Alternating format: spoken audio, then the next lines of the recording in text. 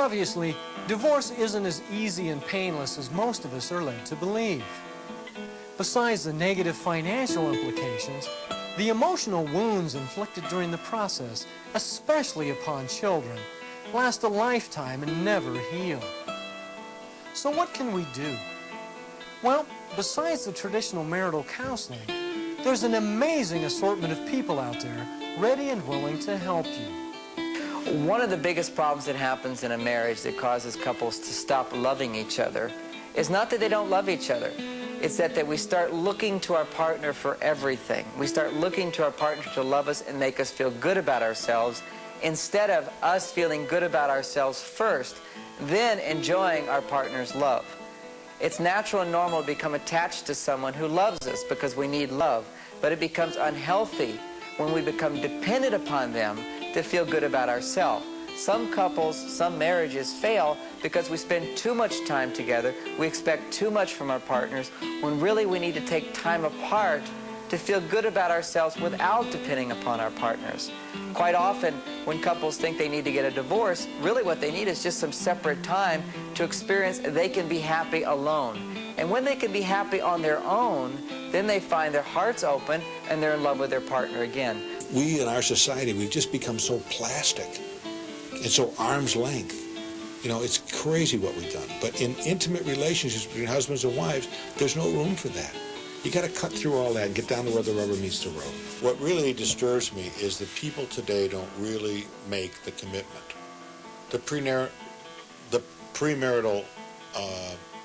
agreement, prenuptial agreement, is sort of a sign that one foot is in and one foot is out. Very popular today in marital circles, but probably not a good idea. I'm one of those people that think you ought to have the same checking account, no his or her towels. Too many of us live what I call the married singles lifestyle. He does his thing, she does her thing, we come together and somehow there's supposed to be a marriage. I don't think so. I don't think it works that way. You really have to get behind each other's eyes and really work, struggle, fight for this thing we call oneness in a marriage.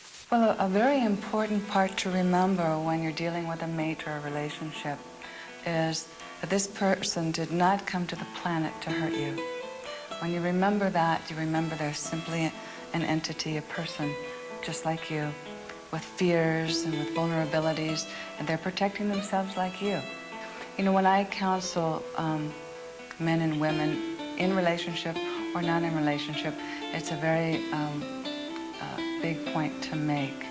Once the person realizes that, they can relax, because very often when that's happening, people feel like, you know, why is this person doing this to me? They feel very victimized, like a victim in a relationship, and angry, and they want to protect themselves, right? Typically, people come in for help when they're really feeling like they need to make a decision, like something is wrong in the relationship.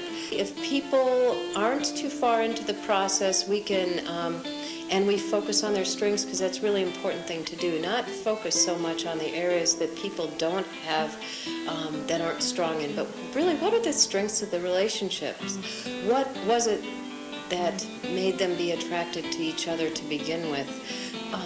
What has kept them going for this amount of time, and what could they think of doing to continue this? We also look at their personal strengths. What do they bring to the relationship? And throughout counseling, it's really interesting. If you sit back and you give some feedback and some tools, people really have everything that they need within them to make the right and perfect decision. And so the facilitation that we do is just helping people discover from within what they really know to begin with. What she realized that she was missing was someone that could not control her life and not be controlled, but someone who could be a partner. And I think that's the biggest thing, is that there was no partnership the first time. There was no partnership in her marriage. After we divorced, now we became a partnership because we became best friends. And when you have that friendship, then you can sit and you can talk. I think we've been back together since August of '90. We've had 2 arguments. That lasted 2 minutes. And that's 2 arguments. I'm not talking about 2 disagreements, or, you know, like 100 disagreements, but they were real minor. We've had 2 arguments. Everything else we've talked about. And we can sit and we can talk, and we can We can take a walk and talk. We can drive and talk. We can sit in bed and talk. It's really kind of a cool thing that there's no... And it's more so on my part because I was so into, if I like the color blue, the guy I'm with, he has to like blue. And I'm going to try my darndest to get him to like blue because I like blue. Now it's like, it's okay if he likes red. I can still like blue, it's okay. Because I have grown and realized that I don't have to have that control thing anymore. So I'm not like that anymore, even though